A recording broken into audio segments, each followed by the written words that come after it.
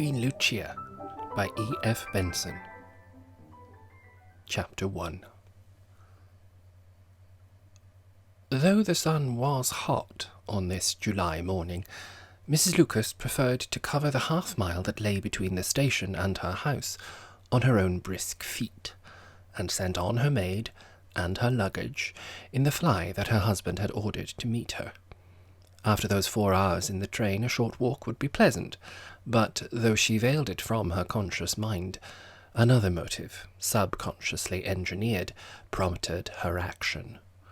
It would, of course, be universally known to all her friends in Rhythm that she was arriving today by the 12:26, and at that hour the village street would be sure to be full of them. They would see the fly with luggage draw up at the door of the Hurst, and nobody, except her maid, would get out. That would be an interesting thing for them. It would cause one of those little thrills of pleasant excitement and conjectural exercise which supplied Rhythm with its emotional daily bread. They would all wonder what had happened to her, whether she had been taken ill at the very last moment before leaving town, and, with her well-known fortitude and consideration for the feelings of others, had sent her maid on to assure her husband that he need not be anxious. That would clearly be Mrs. Quantock's suggestion, for Mrs. Quantock's mind, devoted as it was now to the study of Christian Science, and the determination to deny the existence of pain, disease, and death as regards herself, was always full of the gloomiest views as regards her friends, and on the slightest excuse pictured that they, poor blind things, were suffering from false claims. Indeed, given that the fly had already arrived at the Hurst, and that its arrival had at this moment been seen by or reported to Daisy Quantock, the chances were vastly in favour of that lady's having already started in to give Mrs. Lucas absent treatment. Very likely Georgie Pilson had also seen the anticlimax of the fly's arrival, but he would hazard a much more probable, though erroneous, solution of her absence. He would certainly guess that she had sent on her maid with her luggage to the station in order to take a seat for her, while she herself, oblivious to the passage of time, was spending her last half-hour in contemplation of the Italian masterpieces at the National Gallery, or the Greek bronzes at the British Museum. Certainly, she would not be at the Royal Academy, for the culture of Rhythm, led by herself, rejected as valueless all artistic efforts later than the death of Sir Joshua Reynolds, and a great deal of what went before. Her husband, with his firm grasp of the obvious, on the other hand, would be disappointingly capable, even before her maid confirmed his conjecture, of concluding that she had merely walked from the station.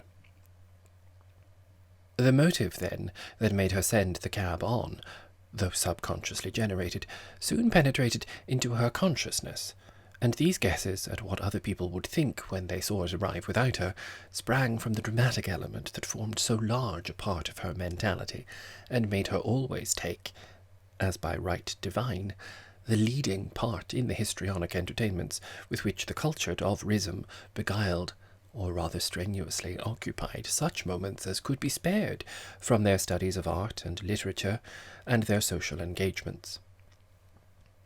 Indeed, she did not usually stop at taking the leading part, but, if possible, doubled another character with it, as well as being stage manager and adapter, if not designer of scenery. Whatever she did, and really she did an incredible deal, she did it with all the might of her dramatic perception, did it, in fact, with such earnestness that she had no time to have an eye to the gallery at all. She simply contemplated herself and her own vigorous accomplishment. When she played the piano, as she frequently did, reserving an hour for practice every day, she cared not in the smallest degree for what anybody who passed down the road outside her house might be thinking of the roulades that poured from her open window. She was simply Emmeline Lucas, absorbed in glorious Bach, or dainty Scarlatti, or noble Beethoven. The latter perhaps was her favourite composer, and many were the evenings when, with lights quenched and only the soft effulgence of the moon pouring in through the uncurtained windows, she sat, with her profile cameo-like, or like perhaps to the head on a postage stamp, against the dark oak walls of her music-room, and entranced herself and her listeners, if there were people to dinner, with the exquisite pathos of the first movement of the Moonlight Sonata. Devotedly as she worshipped the master, whose picture hung above her Steinway Grand, she could never bring herself to believe that the two succeeding movements were on the same sublime level as the first, and besides, they went very much faster. But she had seriously thought, as she came down in the train today and planned her fresh activities at home, of trying to master them, so that she could get through their intricacies with tolerable accuracy. Until then, she would assuredly stop at the end of the first movement in these moonlight seances, and say that the other two were more like morning and afternoon. Then, with a sigh, she would softly shut the piano lid, and perhaps wiping a little genuine moisture from her eyes, would turn on the electric light, and taking up a book from the table, in which a paper knife marked the extent of her penetration, say, "Georgie, you must really promise me to read this Life of Antonino Caparelli the moment I have finished it. I never understood the rise of the Venetian school before. As I read, I can smell the salt tide creeping up over the lagoon, and see the campanile of dear Torcello." And Georgie would put down the tambour on which he was working his copy of an Italian cope, and sigh too. "You are too wonderful," he would say. "How do you find time for everything?" She rejoined with the apothegm that made the rounds of Rhythm next day. "My dear, it is just busy people that have time for everything." It might be thought that even such activities as have here been indicated would be enough to occupy anyone so busily that he would positively not have time for more. But such was far from being the case with Mrs. Lucas. Just as the painter Rubens amused himself with being the ambassador to the court of St. James, a sufficient career in itself for most busy men, so Mrs. Lucas amused herself, in the intervals of her pursuit of art for art's sake, with being not only an ambassador, but a monarch. Rhythm might perhaps, according to the crude materialism of maps, be included in the kingdom of Great Britain, but in a more real and inward sense it formed a complete kingdom of its own, and its queen was undoubtedly Mrs. Lucas, who ruled it with a secure autocracy pleasant to contemplate at a time when thrones were toppling and imperial crowns whirling like dead leaves down the autumn winds. The ruler of Rhythm, happier than he of Russia, had no need to fear the finger of Bolshevism writing on the wall, for there was not in the whole of that vat which seethes so pleasantly with culture one bubble of revolutionary ferment. Here there was neither poverty nor discontent, nor muttered menace of any upheaval. Mrs. Lucas, busy and serene, worked harder than any of her subjects, and exercised an autocratic control over a nominal democracy. Something of the consciousness of her sovereignty was in her mind as she turned the last hot corner of the road and came in sight of the village street that constituted her kingdom. Indeed, it belonged to her, as treasure trove belongs to the crown, for it was she who had been the first to begin the transformation of this remote Elizabethan village into the palace of culture that was now reared on the spot where 10 years ago an agricultural population had led bovine and unilluminated lives in their cottages of grey stone or brick and timber. Before that, while her husband was amassing a fortune, comfortable in amount and respectable in origin, at the bar, she had merely held up a small dim lamp of culture in Onslow Gardens. But both her ambition and his had been to bask and be busy in artistic realms of their own, when the materialistic needs were provided for by sound investments, and so, when there were the requisite thousands of pounds in secure securities, she had easily persuaded him to buy 3 of these cottages that stood together in a low 2-storied block. Then, by judicious removal of partition walls, she had, with the aid of a sympathetic architect, transmuted them into a most comfortable dwelling, subsequently building onto them a new wing that ran at right angles at the back, which was, if anything, a shade more inexorably Elizabethan than the stem onto which it was grafted, for here was situated the famous smoking parlour, with rushes on the floor, and a dresser ranged with pewter tankards, and leaded lattice windows of glass so antique that it was practically impossible to see out of them. It had a huge open fireplace, framed in oak beams, with a seat on each side of the iron-backed hearth, within the chimney, and a genuine spit hung over the middle of the fire. Here, though in the rest of the house she had for the sake of convenience allowed the installation of electric light, there was no such concession made, and sconces on the walls held dim iron lamps, so that only those of the most acute vision were able to read. Even then, reading was difficult, for the bookstand on the table contained nothing but a few crabbed black-letter volumes dating from not later than the early 17th century, and you had to be in a frantically Elizabethan frame of mind to be at ease there. But Mrs. Lucas often spent some of her rare leisure moments in the smoking parlour, playing on the virginal that stood in the window, or kippering herself in the fumes of the wood fire, as with streaming eyes she deciphered an Elzevir Horace, rather late for inclusion under the rule, but an undoubted bargain.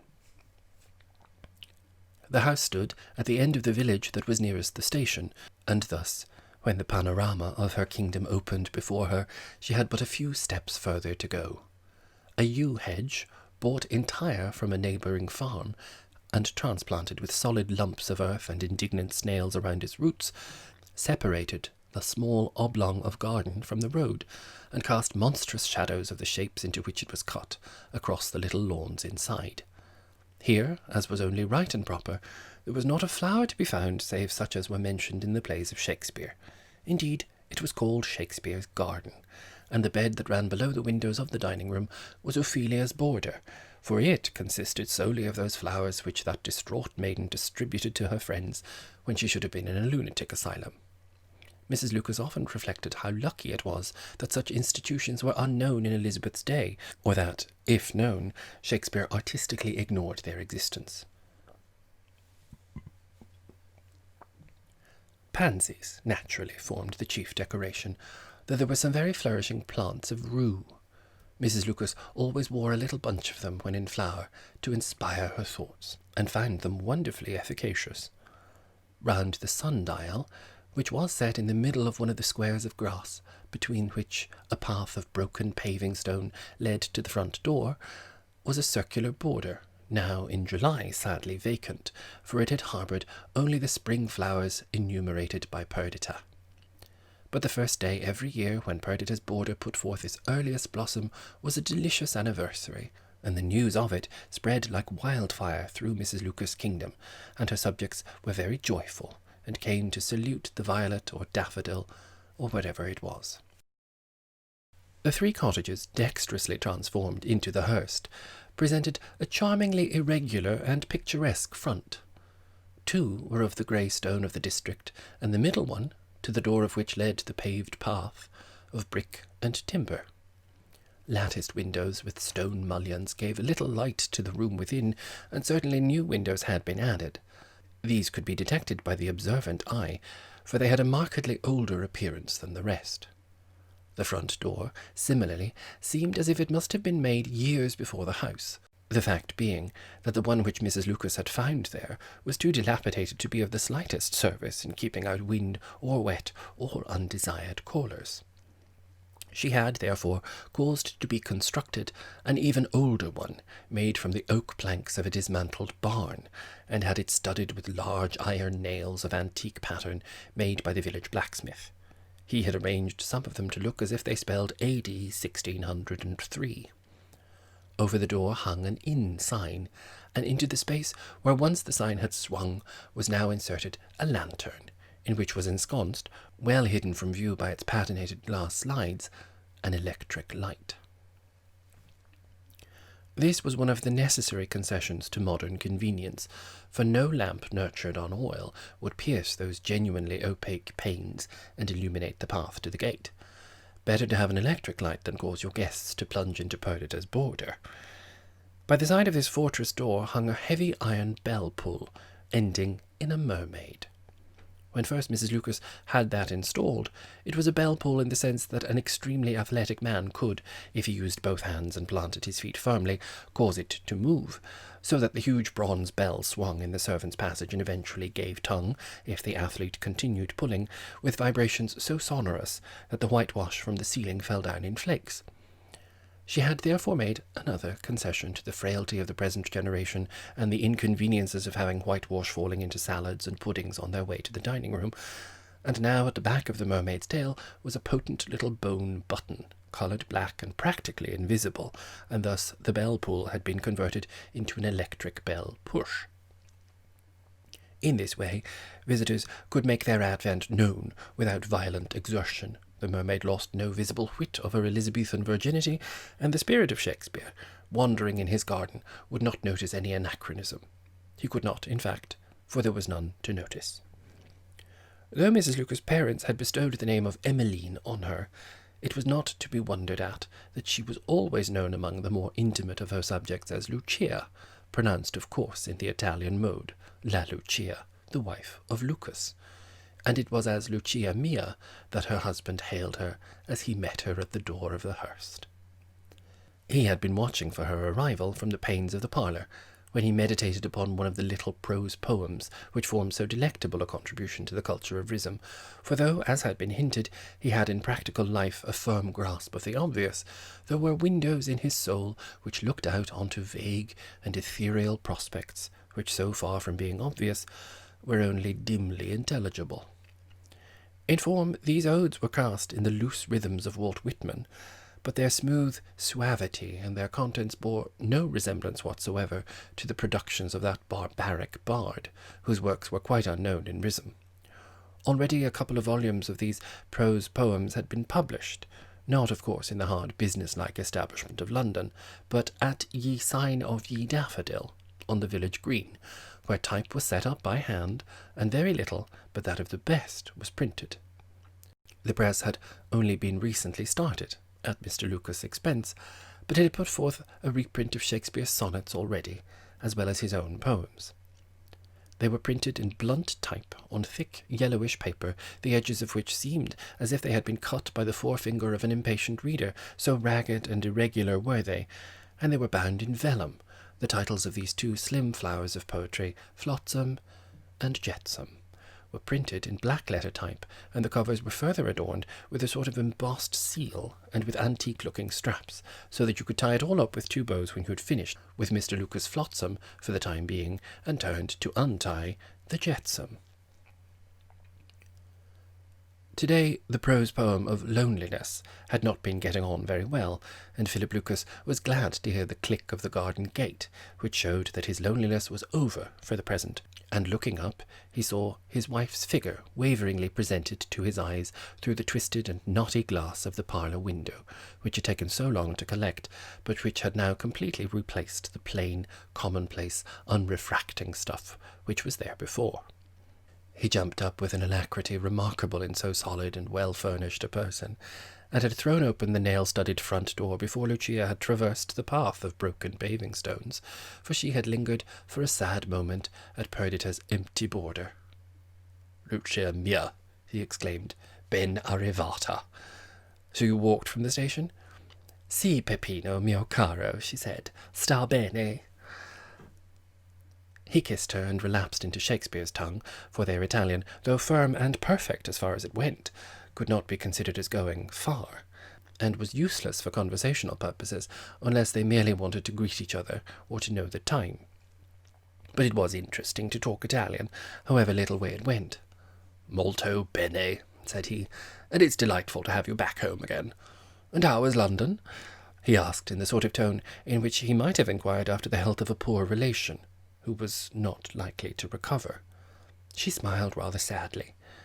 "Terrifically busy about nothing," she said. "All this fortnight I have scarcely had a moment to myself. Lunches, dinners, parties of all kinds. I could not go to half the gatherings I was bidden to. Dear good South Kensington. Chelsea, too."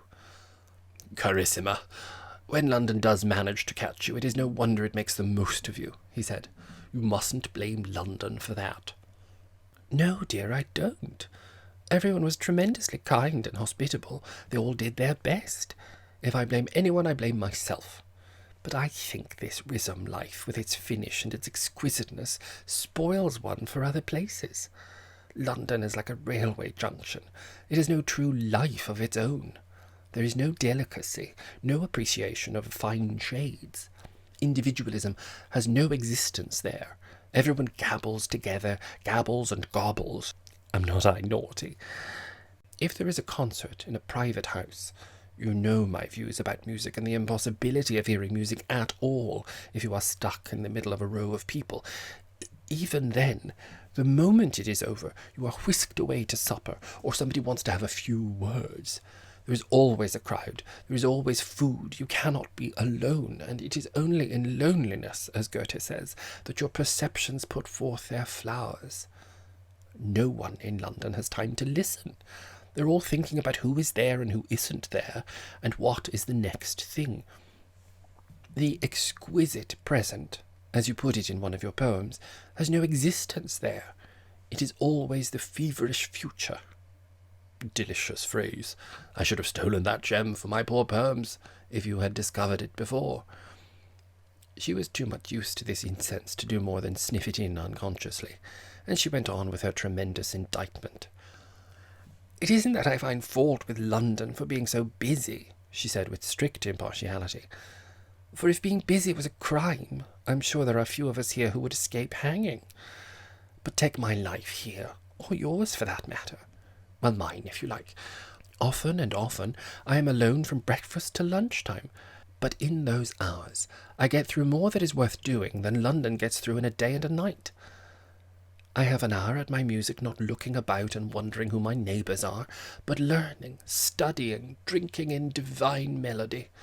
Then I have my letters to write, and you know what that means, and I still have time for an hour's reading, so that when you come to tell me lunch is ready, you will find that I have been wandering through Venetian churches or sitting in that little dark room at Weimar, or was it Leipzig? How would those same hours have passed in London?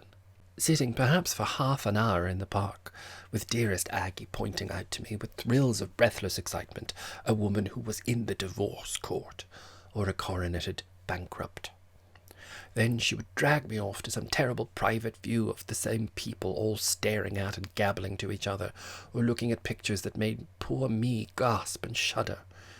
No, I am thankful to be back at my own sweet rhythm again. I can work and think here.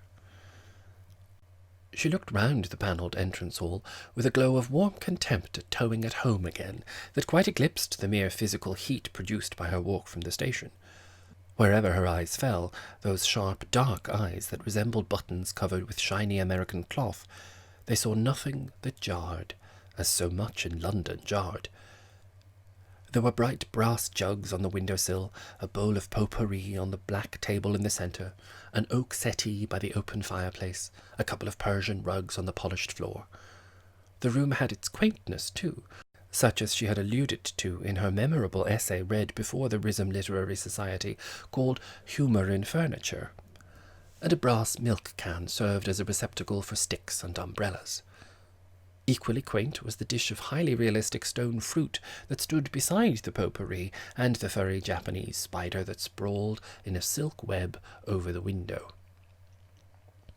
Such was the fearful verisimilitude of this that Lucia's new housemaid had once fled from her duties in the early morning to seek the assistance of the gardener in killing it.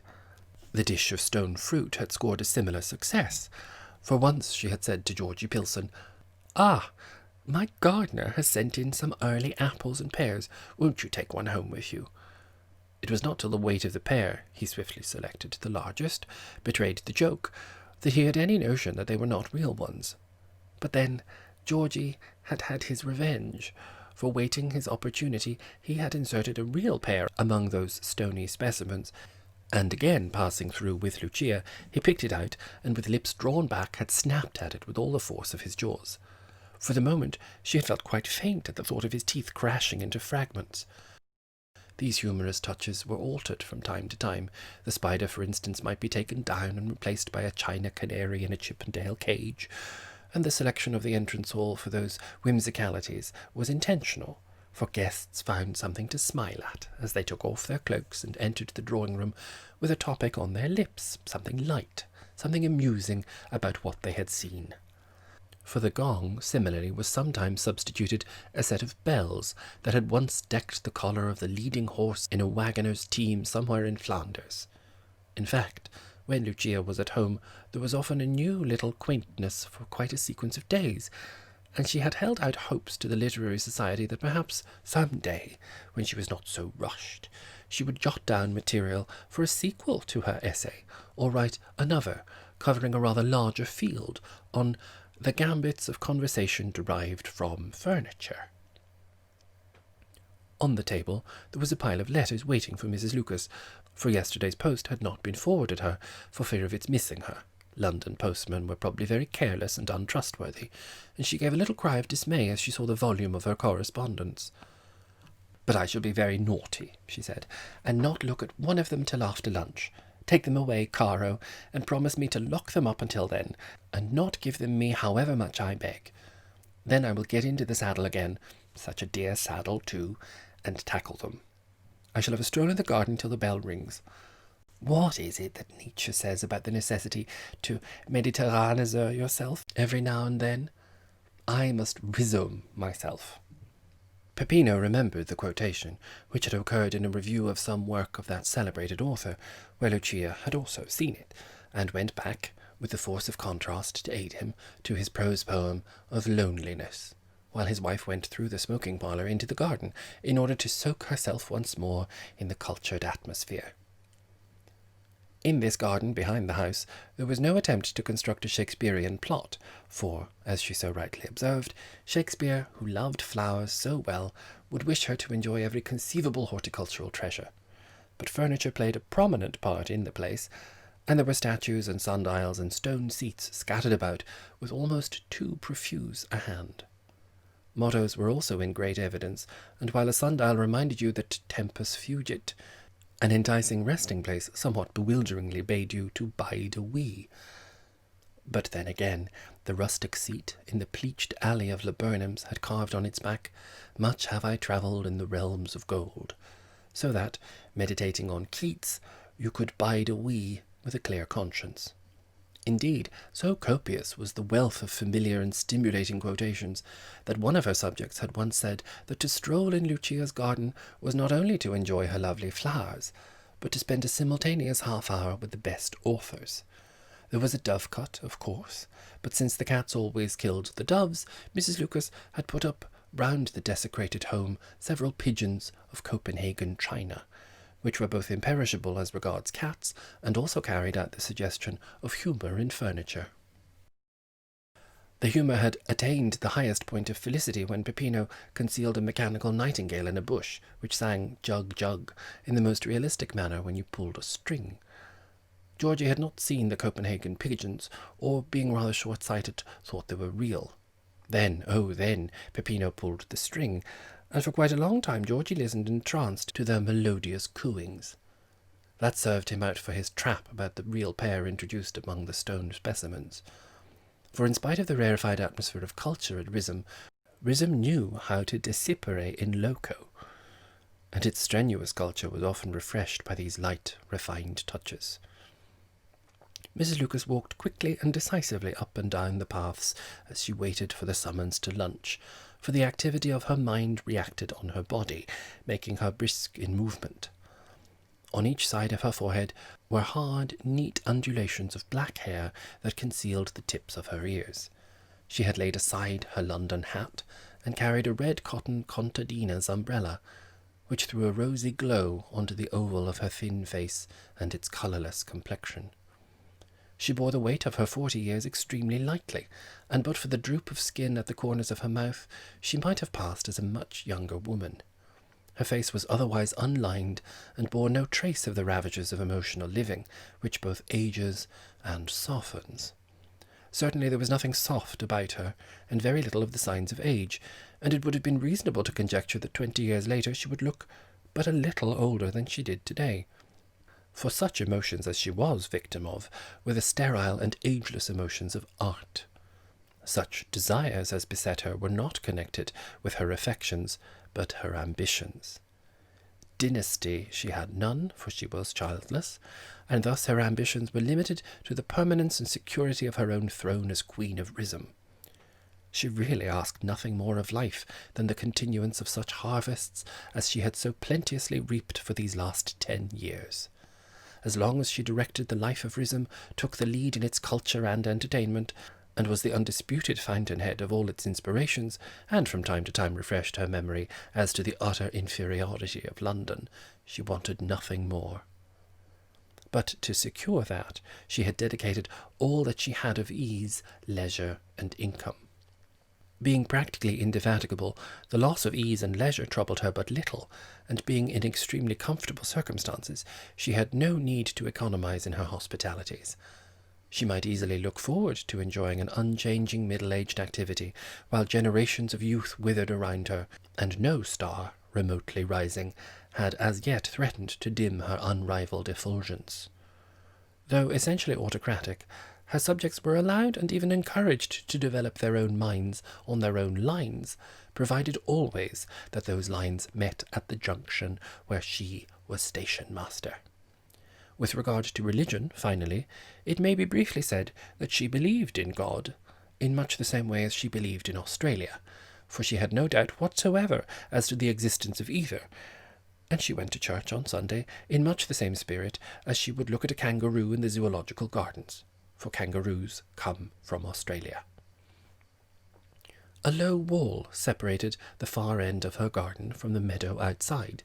Beyond that lay the stream, which flowed into the Avon, and it often seemed wonderful to her that the water which wimpled by would, unless a cow happened to drink it, soon be stealing along past the church at Stratford where Shakespeare lay.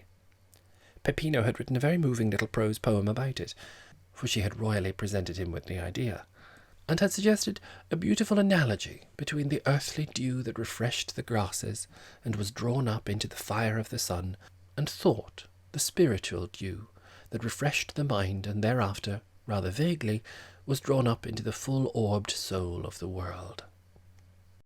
At that moment, Lucia's eye was attracted by an apparition on the road which lay adjacent to the further side of the happy stream which flowed into the Avon. There was no mistaking the identity of the stout figure of Mrs. Quantock, with its short steps and its gesticulations, but why in the name of wonder should that Christian Scientist be walking with the draped and turbaned figure of a man with a tropical complexion and a black beard? His robe of saffron yellow, with a violently green girdle, was hitched up for ease in walking, and, unless he had chocolate-coloured stockings on, Mrs. Lucas saw human legs of the same shade. Next moment that debatable point was set at rest, for she caught sight of short pink socks in red slippers. Even as she looked, Mrs. Quantock saw her, for, owing to Christian Science, she had recaptured the quick vision of youth, and waggled her hand and kissed it, and evidently called her companion's attention, for the next moment he was salaaming to her in some stately oriental manner. There was nothing to be done, for the moment, except return these salutations, as she could not yell an aside to Mrs. Quantock, screaming out, "Who is that Indian?" For if Mrs. Quantock heard, the Indian would hear too. But as soon as she could, she turned back towards the house again, and when once the lilac bushes were between her and the road, she walked with more than her usual speed, in order to learn, with the shortest possible delay from Peppino, who this fresh subject of hers could be. She knew there were some Indian princes in London. Perhaps it was one of them, in which case it would be necessary to read up Benares or Delhi in the encyclopedia without loss of time.